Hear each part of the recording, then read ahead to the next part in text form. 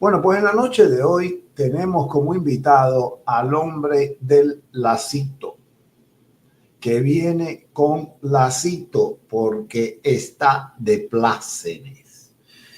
Y que quede, que conste en acta que lo que ha pasado en las últimas horas, digamos que en los últimos 15 días, adquiere un compromiso para el nuevo presidente y para todos los que de una manera u otra coincidimos con él, votamos por él o le deseamos simplemente que todo salga bien por el bien del país y valga una semicacofonía ahí. Pero yo prefiero comerme las uñas en la expectativa de si algo me sale bien que quedarme comiendo otra cosa resignado a que no pase nada como estábamos en la administración pasada. ¿Y por qué traigo a Béjar esta noche? Bueno, el problema es que quise que coincidiera con la visita de Bibi Netanyahu a Washington. Esta es ya Bibi se vio con Trump, él pasó por Mar-a-Lago cuando Biden estaba y lo tiró a Mondongo. Pero bueno, ahora es la primera vez que se ven físicamente después que Trump fue juramentado. Y yo creo que es importante, los aliados son los primeros que deben ser escuchados, se les debe oír. Pero Trump puso una podrida ayer. Vamos a ver qué dice Béjar de esto. Y vamos a ver qué dicen ustedes también, porque, señores, Trump acaba de levantar la parada a una altura que las piernas no llegan ahí. Pero como siempre digo, nos puede salir bien o nos puede salir mal. Entonces, ahí es donde está. Vamos a preguntarle a Béjar qué cree él, sabiendo que no tiene la bola de cristal, ¿eh? Aquí nadie la tiene. Pero qué cree sobre las posibilidades de éxito de Trump, si él cree que las últimas declaraciones de Trump son parte del juego cuatridimensional de ajedrez que él hace mientras muchos se mantienen jugando a las damas, y ni siquiera chinas, a las damas. Checkers. Pero bueno, vamos a ver qué pasa. Tráeme la cortinita y vamos a traer a nuestro amigo Roland Béjar.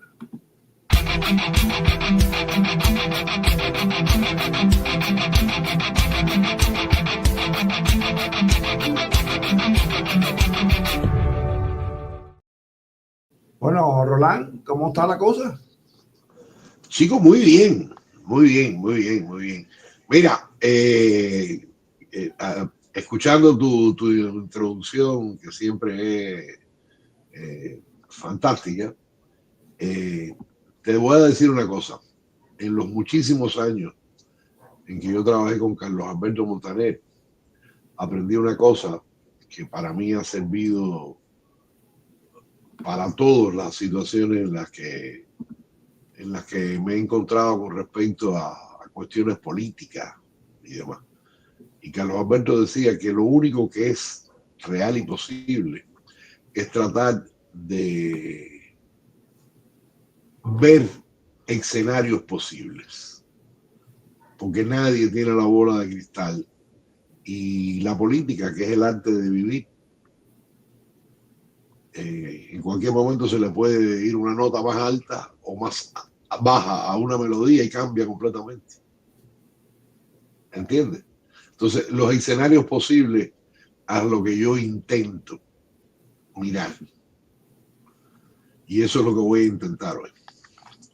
Entonces, primero, y como siempre en estos casos, a pesar de que nosotros tenemos una audiencia que te sigue a ti fielmente, gracias a Dios, cada vez más hay nueva gente que se suscribe al canal, que disfruta de la libertad que el canal ofrece, que disfruta de los diferentes puntos de vista dentro de la razón, ¿eh?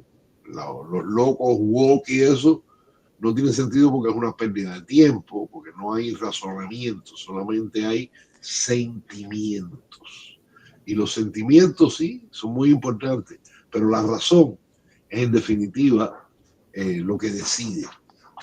Entonces, dentro de ese ámbito de diversidad de criterios, pero más o menos con una línea de sentido común sobre todo. Entonces, por eso hay que hacer siempre un poquito de historia, para no irnos demasiado lejos.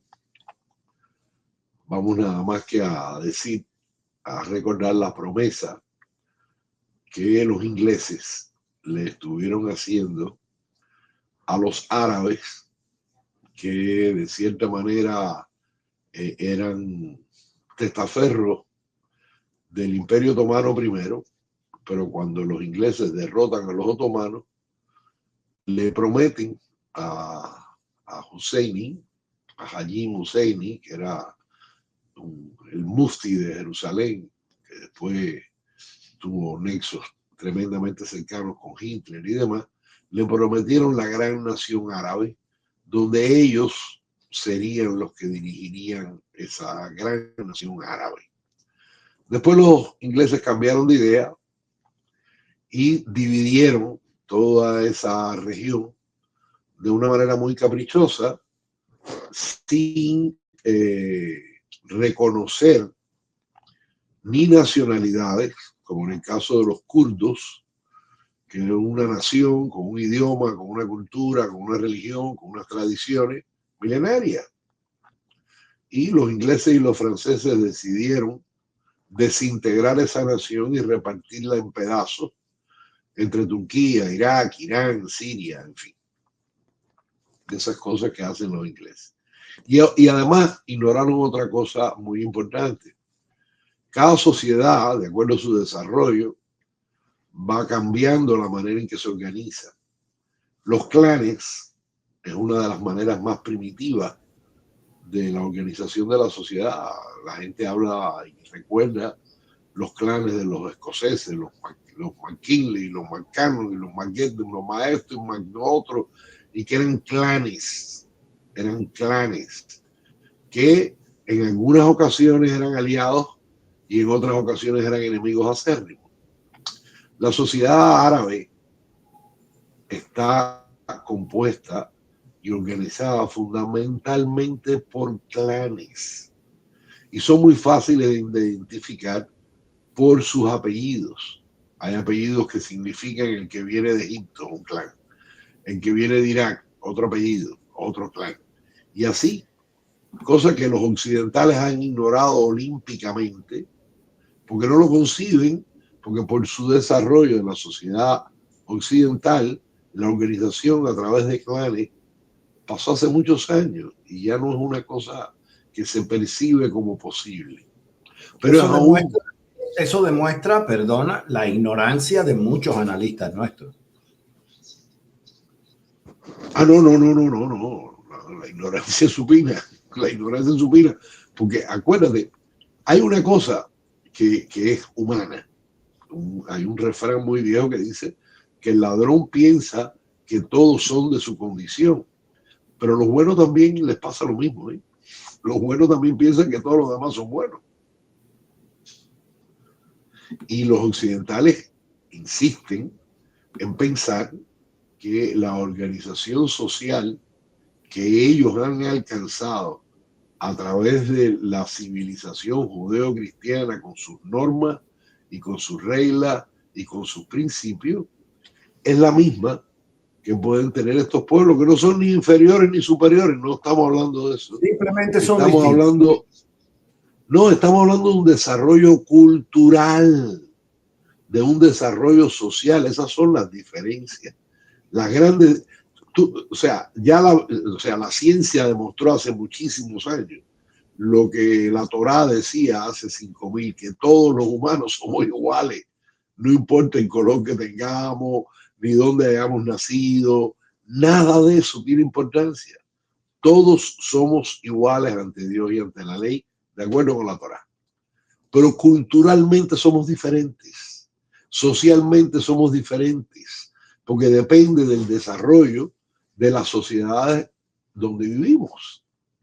Entonces, en el caso de los palestinos, para decirle un nombre que ellos adoptaron en el año 67, 64, cuando la creación de Fatah y Arafat y la Organización de la Liberación de Palestina y todas esas cosas, la OLP,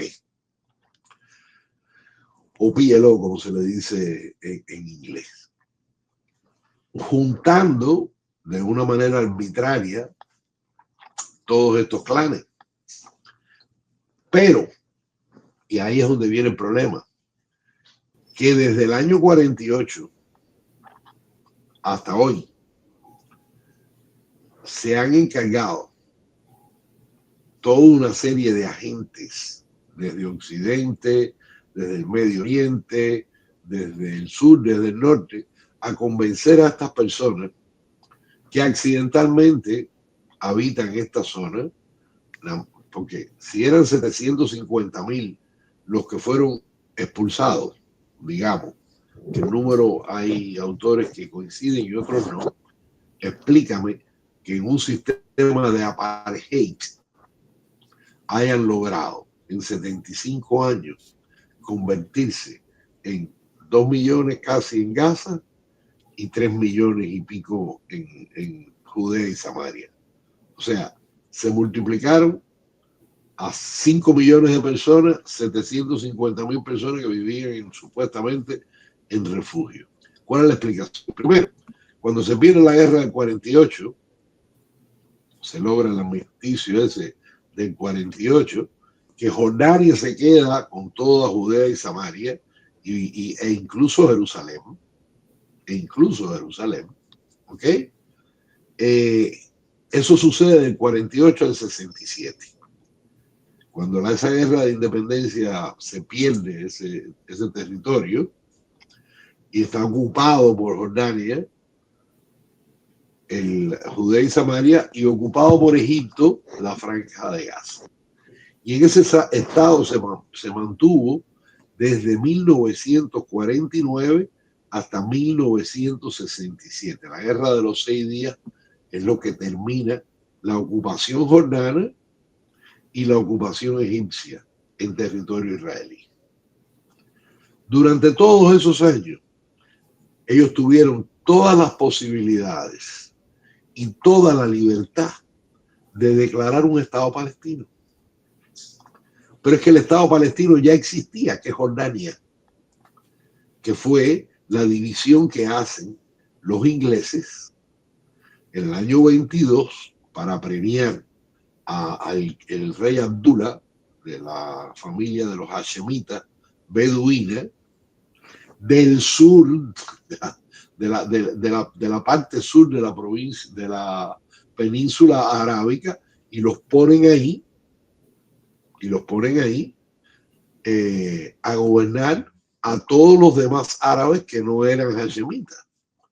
De hecho, los palestinos, aún algunos palestinos, les dieron la ciudadanía jordana. Pero luego del 1970, el septiembre negro, que intentaron derrocar al rey, y el rey muy graciosamente mató más de 30.000 de ellos en menos de un mes. Entonces les retiró la ciudadanía jordana y no le dio más nunca ciudadanía jordana a los palestinos. Entonces, pero aún así, más del 75% de la población de Jordania se consideran palestinos. Y se consideran palestinos, ¿por qué? Porque son gente que vinieron de Irak, que vinieron de Egipto, que vinieron del Líbano, que vinieron de Siria, que vinieron de todo el mundo árabe, atraídos fundamentalmente por las fuentes de trabajo que crearon los judíos. Porque acuérdate que hasta el año 87, cuando empieza la primera intifada, no habían puestos de control ni nada de eso. La gente se movía de un lado al otro con bastante relativa tranquilidad. Cuando empieza la intifada es cuando ya se tranca todo y se hacen las barreras de protección que el Estado israelí no tuvo otra opción que hacer. Pero Gaza, por ejemplo, siempre hubo tráfico por encima de la tierra entre Egipto y Gaza, lo que además de eso hicieron una enorme cantidad de túneles para transportar todo lo que se necesitó para poder lograr el horror que lograron construir Hamás en Gaza.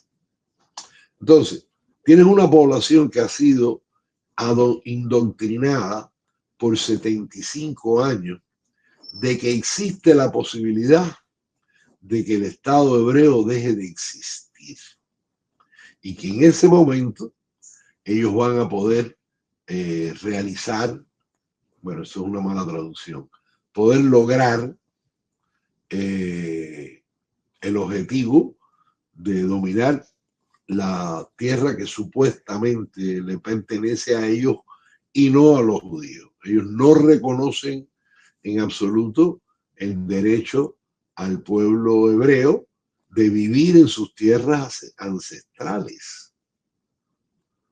Ellos no reconocen eso, ellos invaden los musulmanes, sacan a los romanos en 1640 y algo, 640 años después del nacimiento de Jesús. ¿Ok? Y entonces ellos creen que porque eso sucedió y que después vinieron otros imperios y al final vinieron los otomanos, que eran musulmanes, turcos, y dominaron por más de 400 años, que esa tierra les pertenece. Y es lógico que piensen así, porque de acuerdo al Corán, hay dos tierras, dos situaciones en las tierras en el mundo. Una es al-Islam, que son las tierras que están controladas por el Islam, y al-Harbar, que son las tierras en guerra, las que va a conquistar el Islam. Y entonces, como ellos consideran, porque es cierto por la historia, de que esas tierras estuvieron dominadas por el Islam durante los 400 años del Imperio Otomano, esas tierras, igual que Andalucía, le van a seguir perteneciendo a ellos y no conciben el hecho de que no es así, de que esas son las tierras ancestrales de los judíos, que Jerusalén es la capital eterna de Israel, que ahí fue donde sucedió todo. Todo sucedió ahí y está en los libros. Los judíos por 2000 años de éxodo rezaron y oraron porque el año entrante pudieran celebrar las fiestas en Jerusalén. Eso no sucede en ningún texto musulmán. Jerusalén no aparece nunca en el Corán. ¿Entiendes? Entonces, son dos concepciones diferentes. Y un pueblo convencido de que tiene el derecho a esa tierra y que por lo tanto, desde el río hasta el mar, Palestina debe ser libre. Pero la única manera en que eso pudiera ser así es con el asesinato colectivo de todos los judíos que ahí habitan. Judíos que han demostrado en la práctica que son capaces de convivir y respetar a todas las religiones. Judíos que conviven con 2 millones de árabes, entre los cuales hay musulmanes, hay drusos, hay cristianos, hay bahaístas, hay toda una serie de concepciones dentro del Islam, suní, chií y todo. Conviven en Israel, son ciudadanos de primera categoría, sirven en las cortes judiciales, sirven en el ejército, sirven en la policía, sirven en el cuerpo diplomático, tienen puestos en la Knesset, con todo el derecho. Es en el único país de todo el Medio Oriente donde los árabes tienen derecho al voto, donde las mujeres tienen igualdad de derecho con los hombres. Es el único país en todo el Medio Oriente que eso sucede. Entonces, ellos no pueden soportar eso porque es un problema religioso al final, por un lado, y por el otro lado, una masa de gente sin demasiada cultura, porque quienes les han gobernado se han encargado de no hacer nada por elevar el nivel de vida o el nivel cultural de sus poblaciones, porque el objetivo fundamental es mantenerlos indoctrinados y que sean instrumentos de los intereses de esa cúpula que al mismo tiempo se hace multibillonaria con todo el dinero. Que sean carne de cañón. Claro, claro, con todo el dinero que han logrado estafar de la gente de buen corazón por un lado y la gente de mal corazón por el otro, esos fondos que podrían haber sido utilizados para fundar centros de trabajo, centros culturales, escuelas, hospitales, pues lo han empleado fundamentalmente en prepararse para la guerra, en comprar armas, a aprender a fabricar misiles con el único objetivo de matar judíos. Porque de matar judíos se trata. Y en que no vea esa realidad, no ve nada. Aquí la idea es asesinar judíos de un lado y del otro lado intentar vivir en paz.